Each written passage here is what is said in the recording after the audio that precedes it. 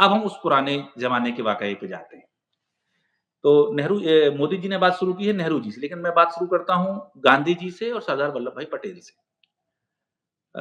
ये 28 अक्टूबर संभवतः तारीख है, अगर गलत नहीं कह रहा हूँ मैं, अक्टूबर-नवंबर की तारीख है। गांधी वाङ्मय में मिल जाएगा, लिखा हुआ है। महात्मा गांधी का प्रार्थना प्रवचन है, वो बिरला भवन में है, 47 1947 अक्टूबर की बात है।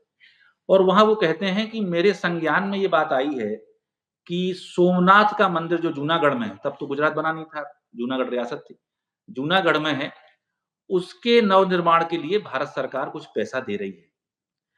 तो मैं ये समझता हूँ कि भारत सरकार किसी भी धार्मिक स्थल के निर्माण के लिए पैसा नहीं दे सकती है। हम एक सेक्युलर देश हैं, और किस-किस धर्म को हम पैसा देंगे? तो ये तो भारत की नीति नहीं हो सकती है। और मुझे जानकारी मिली है कि सरदार पटेल कुछ पैसा दे रहे हैं। फिर उसी भाषण में गांधी जी कहते हैं कि मैंने सरदार से पूछा कि क्या तुम सोमनाथ के लिए पैसा दे रहे हो? तो सरदार वल्लभ भाई पटेल ने उन्हें जवाब दिया, आप उस जवाब को दर्शक बड़े ध्यान से सुनें, कि जब तक सरदार पटेल जिंदा है, तब तक सोमनाथ मंदिर के लिए भारत सरकार के खजाने से फूटी कौड़ी नहीं मिलेगी।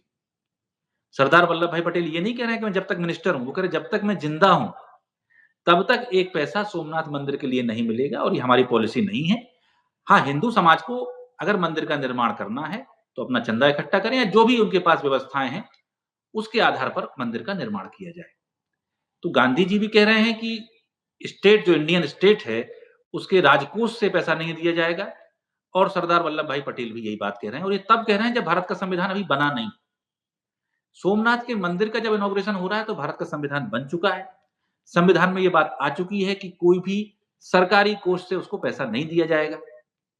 लेकिन तब पता चलता है कि नेहरू जी के पास सूचना आती है, तत्कालीन स्वराष्ट्र की सरकार उसके लिए कुछ लाख रुपए दे रही है। क्योंकि नया-नया संविधान था, व्यवस्थाएँ थी, कुछ चीज़ें संविधान से पहले भी कमिटमेंट हो गए होंगे।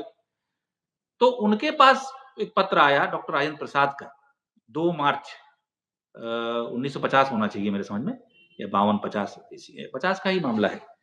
तो उसमें वो कहते हैं कि हम मंदिर के उद्घाटन में जाना चाहते हैं। मुझे पता चला है कि शायद आपको कोई इसमें आपको आपत्ति है, लेकिन मैं तो जाता हूँ। तो नेहरू जी उसमें जवाब लिखते हैं उसी दिन, और बहुत से विषय उसमें थे। उसी विषय पे वो लिखते हैं कि आप जाना चाहते हैं तो आप जा सकते हैं, लेकिन हमारी ये घोषित नीति है और संविधान में स्पष्ट है। उसके पहले गांधी जी और पटेल भी जो बात कह चुके हैं कि सरकारी कोष का उसमें इस्तेमाल नहीं होना चाहिए, ये गलत नज़ीर पेश होगी। लेकिन अब आप बता रहे हैं कि आपने कमिटमेंट कर दिया है, तो आप जा सकते हैं, और आप निजी हैसियत से जाना चाहते हैं तो आप चले जाएँ। लेकिन ये बातें हमें दिमाग में रखनी पड़ेगी, ऐसी बातें ना हों।